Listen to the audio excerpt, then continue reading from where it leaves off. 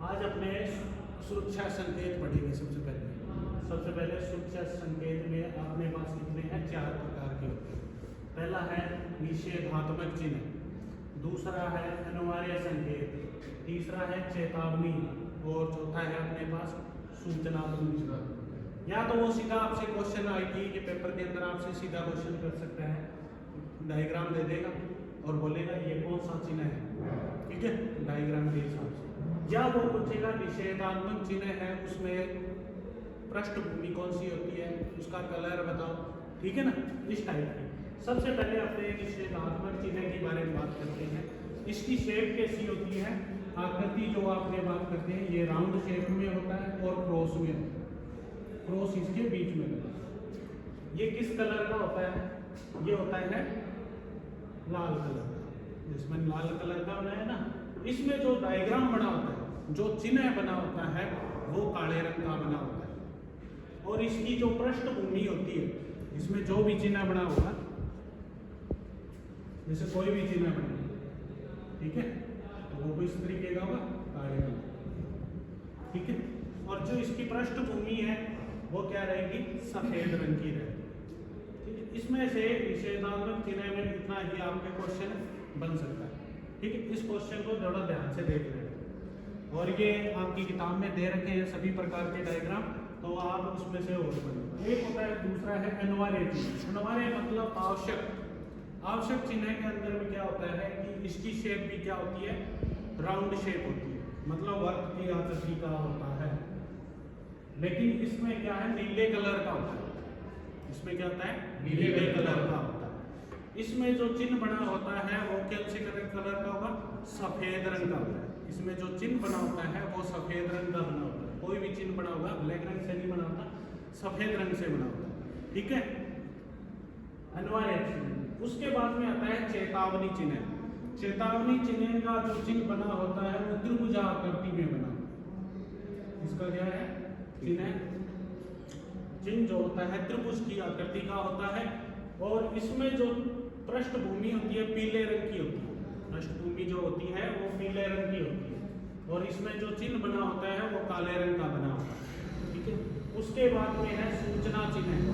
सूचनात्मक चिन्ह क्या है? या तो आयताकार होता है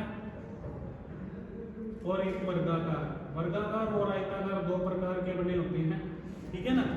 इसमें जो चिन्ह बना होता है वो सफेद रंग का होता है, लेकिन इसकी जो पृष्ठभूमि होती है वो सफेद रंग की होती है, ठीक है भाई। ये 4 चिन्ह अपने पास है, निषेधात्मक चिन्ह, अनिवार्य संकेत, चेतावनी चिन्ह और सूचनात्मक चिन्ह। सर इसके अंदर ये दोनों ही वाइट रंग के होंगे, ऊपर भी कौन सा? ये सूचनात्मक चिन्ह। सूचनात्मक चिन्ह में अंदर जो चिन्ह बना होगा ना, हाँ। वो सफेद रंग का होगा। और बैकग्राउंड तो हरे रंग का हो गया, बैकग्राउंड हरे रंग का हो गया, ठीक है। ये आयताकार और वर्गाकार यूज होता है। ये आपको जैसे रेलवे लाइन है वहाँ मिलता है, रेलवे जो इलेक्ट्रिकल से चलती है वहाँ पे सबसे ज़्यादा ये चिन्ह उपयोग किए जाते हैं, ठीक है। रोड सेफ्टी में भी यूज किए जाते हैं, वहाँ भी बने होते हैं। वहाँ इनका कलर थोड़ा सा अलग हो जाता है। अपने इलेक्ट्रिकल के पढ़ रहे हैं, अपने इलेक्ट्रिकल के पढ़े हैं, तो अपने बुक के हिसाब से अगर पढ़े तो सूचनात्मक चिन्ह, चेतावनी चिन्ह और अनिवार्य चिन्ह और निषेधात्मक चिन्ह। वैसे तो बहुत प्रकार के चिन्ह होते हैं, लेकिन अपने इलेक्ट्रिकल रूल के अनुसार अपने 4 प्रकार के पढ़े। उसके बाद में है, इसमें से किसी को तो डाउट कोई? उसके बाद में है अग्नि दहन के 3 कारण होते हैं। अग्नि क्या है कि 3 कारण है जिसकी वजह से अग्नि लगती है, ठीक है। 3 कारण होते हैं, बहुत कारण होते हैं। पहला है ईंधन और दूसरा है उष्मा और तीसरा है ऑक्सीजन। अगर इसमें तीनों में से कोई एक भी एब्सेंट है तो आग नहीं लगेगी, ठीक है। चाहे ईंधन निकाल दो, चाहे तो क्या करो ईंधन, इसको क्या बोलते हैं? स्टार्विंग, ठीक है, इंग्लिश में याद कर लेना, ठीक है, स्टार्विंग। उसके बाद में उष्मा किससे कर सकते हैं? अपने कूलिंग के द्वारा। उसके बाद में ऑक्सीजन को कम करना है तो क्या है? ऑक्सीजन की आपूर्ति को बंद कर दो, ठीक है ना। ये तीन होते हैं, इनमें से एक भी एब्सेंट है ना तो आग नहीं लगेगी। इन तीनों के आपको नाम पता होना चाहिए, इंग्लिश में भी कर लेना, हिंदी में भी करना है। स्टार्विंग विधि है वो कौन सी है, और कूलिंग मेथड है वो कौन सा है, और स्मूथिंग मेथड कौन सा है।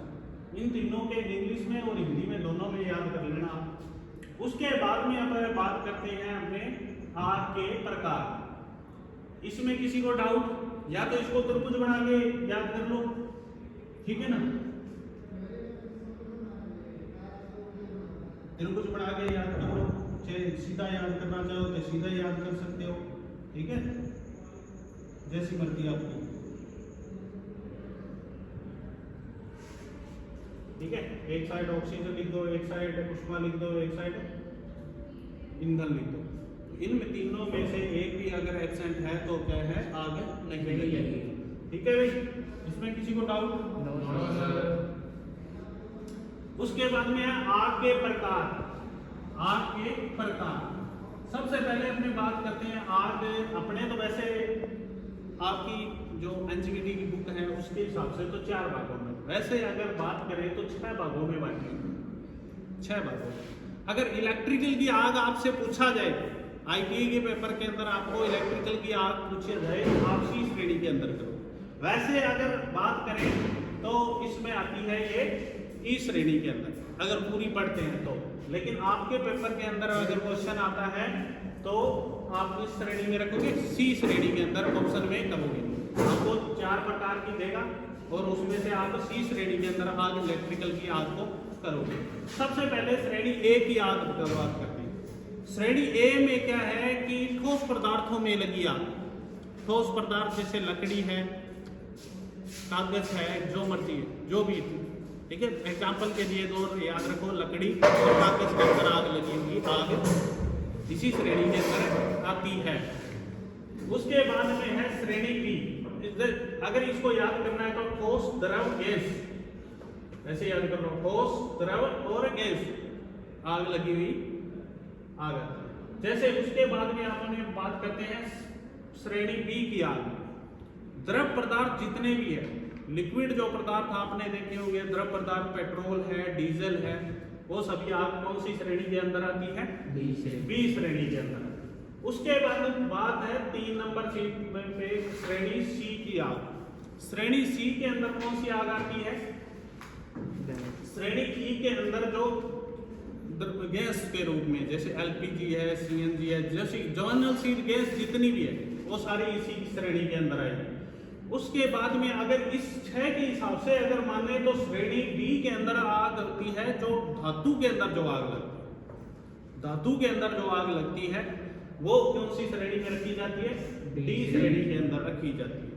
उसके बाद में अगर 5 श्रेणी ई की बात की जाए तो उसमें आती है अपने इलेक्ट्रिकल में जो आग लगती है उसकी श्रेणी क्या है, ई श्रेणी मानी जाती है। उसके बाद में है 6 नंबर जो है श्रेणी एफ आग, ठीक है। एफ श्रेणी के अंदर जो आग आती है, जो कुकिंग ऑयल जितने भी है अपने घर में जो कुकिंग ऑयल यूज करते हैं अपने, उसमें जो आग लगती है वो कौन सी श्रेणी के अंदर आती है, एफ श्रेणी के अंदर। लेकिन अब आपने बात करते हैं, अपने को 4 पढ़नी है। अपने इलेक्ट्रिकल के हिसाब से, अपने आईटी के पेपर के हिसाब से देखें तो अपने पास 4 प्रकार की आग होती है, अपने को इसमें पढ़नी है। तो इसमें अपने इलेक्ट्रिकल का अगर आपसे क्वेश्चन पूछा जाए तो आप कौन सी श्रेणी में रखोगे, सी श्रेणी के अंदर आपको रखोगे।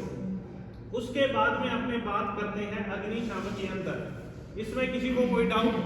No sir. किसी को नहीं है?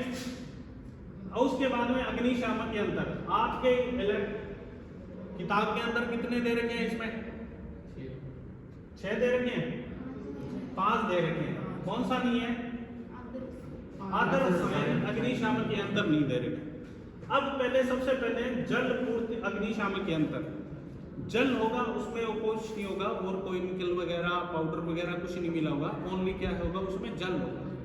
जल से जो आग लगती है वो मतलब ये अपने आग के प्रकार पढ़े। अब ये आग को बुझाने के लिए अपने जो पढ़ेंगे उसको जल पूर्त अग्निशामक यंत्र, इसका उपयोग अपने क्या है, ए श्रेणी की जो आग होती है ना उसको बुझाने के लिए काम में लिया जाता है।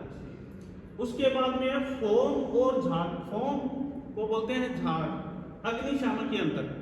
फोम वाले में क्या कर सकते हैं, अपने ए और बी दोनों श्रेणी की जो आग लगती है ना, ये दोनों, इन दोनों को अपने क्या कर सकते हैं, इसको फोम वाले का यूज कर सकते हैं। फोम जो अग्निशामक यंत्र है उसका प्रयोग करके अपने दोनों को कंट्रोल कर सकते हैं आग को। उसके बाद में आप गया शुष्क पाउडर।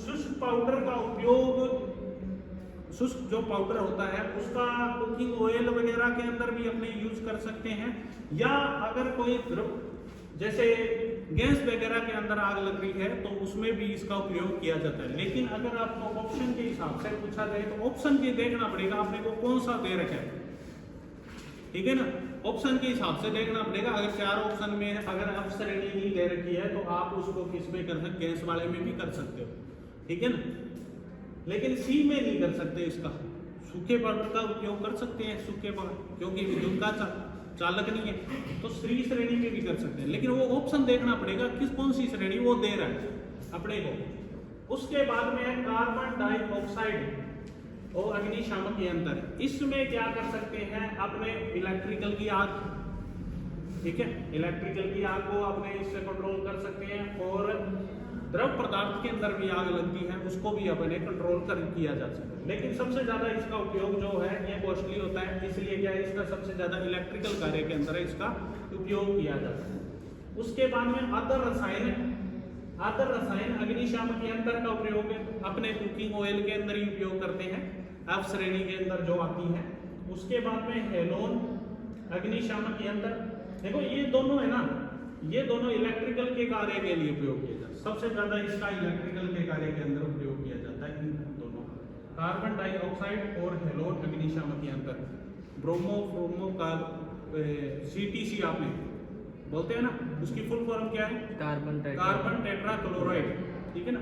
इन दोनों का मिश्रण करके इसमें डाला जाता है, एक बना लो चाहे 2 बनाते हैं, कई बार 2 होते हैं, कई बार 1 होता डाला जाता है, ठीक है।